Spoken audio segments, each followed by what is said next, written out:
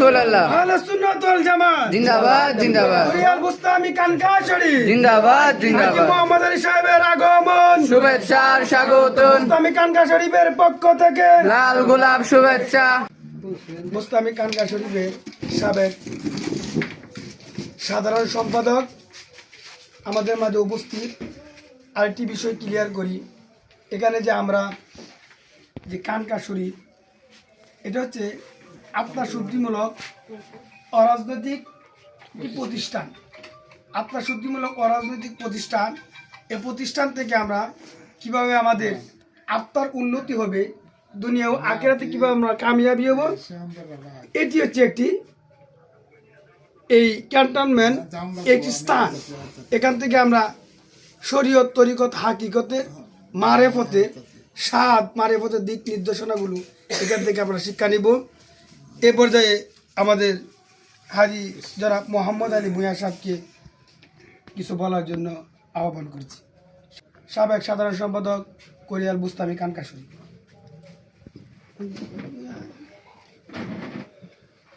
বিসমিল্লাহির রহমানির রহিম। আহমাদুহু নুসাল্লি আলা রাসূলিহিল কারীম। আম্মা বাদ, ফাআউযু বিল্লাহি মিনাশ শাইতানির রাজীম।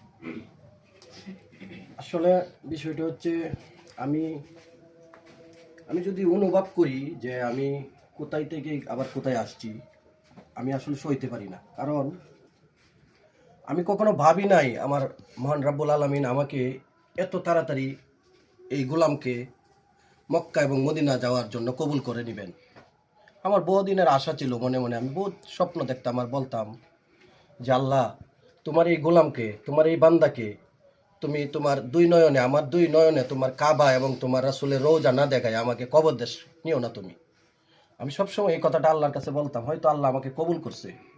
মানুষের দোয়া এবং এই খানকারতে যারা আলেমরা, আলেম ওলামারা, ওলিয়া ওলাদ আসে, তাদের সাথেও আমার সুসম্পর্ক ছিল। হয়তো এই ওলিয়া ওলাদগণের দোয়া এবং আমার এই দোয়াকে আল্লাহ রাব্বুল আলামিন কবুল করেছেন, যার জন্য আমি মক্কা এবং মদিনা দুই নয়নের চোখে দেখতে পারছি এবং মদিনার ধুলাবালি আমার শরীরে লাগাইতে পারছি। আমি অত্যন্ত আল্লাহ মহান রাব্বুল আলামিনের দরবারে লাখো লাখো শুকরিয়া জানাই।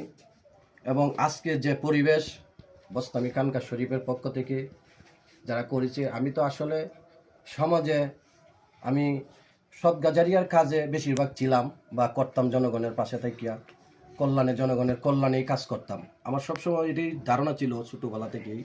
আমি অনেক সময় আমার সংসারকে আমি দেখি নাই, আমি সংসারের দিকে, আমার ছেলে মেয়ের দিকে খেয়াল নেই নাই। কেউ যদি আমাকে ডাক দিছে, আমি গুনাহগার ছুটে গেছি। হ্যাঁ, শুধু রাজনীতি না, সামাজিক যে কোনো ফাংশনে, এবং রাজনীতিতেও ছিলাম, গেছি।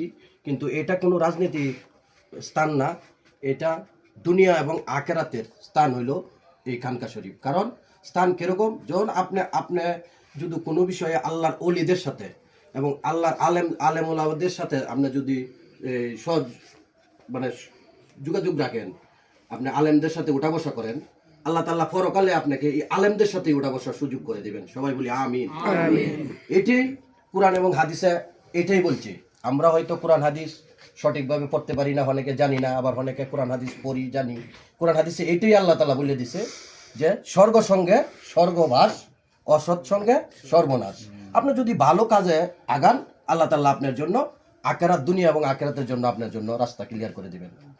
এটাই মুসলমানের ধর্ম। আমরা এই ফিতনা ফেসাদ সৃষ্টি না করিয়া আসুন আমরা সবাই ঐক্যবদ্ধ হয়ে, এখানে আপনারা জানেন যে আমাদের এই ইসালা সোয়াবের মাহফিল, নবীন ও প্রবীণ হিজবুল্লাহ কমিটির এই যে মাহফিল 47তম বার্ষিকী মাহফিল এবার গেছে না, 47তম মাহফিল গেছে। আর এই খানকা শরীফ পাকিস্তান পিওর টেকিয়া আমাদের বড় সিনিয়র যারা ছিল এই বাড়ির মুরব্বীরা, মরহুম আমার শ্রদ্ধেয় চাচা যান মরহুম তাহের ভূঁইয়া, এবং আমার আব্বা যান মরহুম সফির উদ্দিন ভূঁইয়া, আমার শ্রদ্ধেয় বড় ভাই চাচাতো ভাই মরহুম শুক্কুর আলী ভূঁইয়া, এবং আমার চাচাতো ভাই তাজিমউদ্দিন ভূঁইয়া, আমার আরেক বড় ভাই, আপন বড় ভাই মকলেসুর রহমান ভূঁইয়া। এরাদেরকে আমরা ছোটোবেলা দেখছি, এদের পিছনে আমরা দৌড়ছি, গেছি। কিন্তু বড় দুঃখের বিষয় হলো, আমি আমার চাচাকে ছোটো দেখছি কিন্তু আমি বুঝি নাই। কিন্তু আমার বাপ, বড় দুঃখের বিষয়, আমি দেখেন আমার প্রিয় নবী হযরত মুহাম্মদ সাল্লাল্লাহু আলাইহি ওয়াসাল্লাম, উনি আমার নবীজির আব্বাকে দেখে নাই। সেম ঘটনা আমি আমার আব্বাকে দেখতে পারি নাই। আমার নবী, দয়ার নবী, মায়ের নবী, এতিম, আমি ওই দুনিয়াতে এতিম। আমি আমার আব্বাকে দেখি নাই। আমার আব্বা যখন কবরে ছিল, মৃত্যুবরণ করছে, তারপরে আমি দুনিয়াতে আল্লাহ আমাকে আসার সুযোগ করে দিয়েছে। আমি সবসময় গুনাহগার। আমি কাবার গিলাফ ধরে এবং রাসূলের রওজার সামনে গিয়া আমি আমার কুষ্টিকেতির জন্য এবং সারা বিশ্বের মুসলমানদের জন্য আমি এই গোলামে দোয়া করছি, আল্লাহ তুমি এদেরকে জান্নাতবাসী করো। যারা দুনিয়া থেকে বিদায় হয়ে গেছে, কবরবাসী আছে, তাদেরকে জান্নাতবাসী করো। আর যারা আমরা দুনিয়াতে আসি, তাদেরকে প্রত্যেককে তুমি এই জায়গাতে আসার সুযোগ করে দাও। হ্যাঁ, সবাইকে এই জায়গায় আসার সুযোগ করে দাও একবার, যাতে অন্ততপক্ষে উমরাটা করতে পারে। এবং সারা বিশ্বের মুসলমানকে তুমি ফিতনা ফাসাদ থেকে হেফাজতে রাখো এবং বাতিলের কাছ থেকে তুমি মুসলমানকে ইজ্জত দিয়ে রাখো। মুসলমানদের ইমানি শক্তি তুমি বৃদ্ধি করে দাও। আমি আল্লাহ রাব্বুল আলামিনের কাছে সবসময় এই দোয়াটা করছি।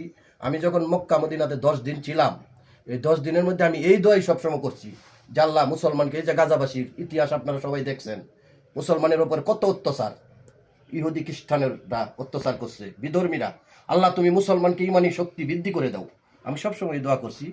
আর আমি যতদিন আসি দুনিয়াতে, সমাজের যে কোনো কাজে এবং ভালো কাজ, যেটা আল্লাহ তাআলা কুরআন কারীমে উল্লেখ করে দিয়েছেন, ভালো কাজে আপনারা আমার ডাক দিবেন। আমি সবসময় আপনাদের পাশে থাকবো ইনশাল্লাহ। আর এই কানকার জন্য আপনারা যারা আছেন সবাই কানকা শরীফের দিকে একটু খেয়াল রাখবেন, মাহফিলের দিকে খেয়াল রাখবেন, যাতে মাহফিলগুলো সুন্দরভাবে পরিচালনা হয়। আমি হয়তো প্রবাসে 4টা বছর পরে আসছি, আমারও প্রবাসে মনে করেন তাই কি আমারও মনে কাঁদছে, মনটা কাঁদছে যে আমি এই জায়গাতে যাইতে পারি না। যখন আমি ফেসবুকে দিই, তখন আমার চোখের পানি ঝরে যে আজকে যাইতে না পারি। তাইলে আবার আমি উমরা করার ইচ্ছা আছে।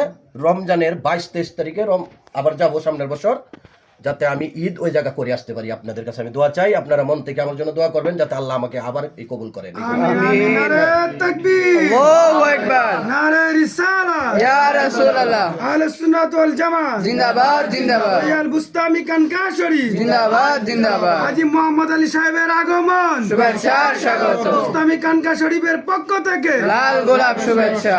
তাই আমি আপনাদের জন্য দোয়া করি, যাতে আপনাদেরকেও আল্লাহ তাআলা এই সুযোগ করে দেয়, যাতে অন্ততপক্ষে একবার উমরা করার তৌফিক দান করেন। আমিন।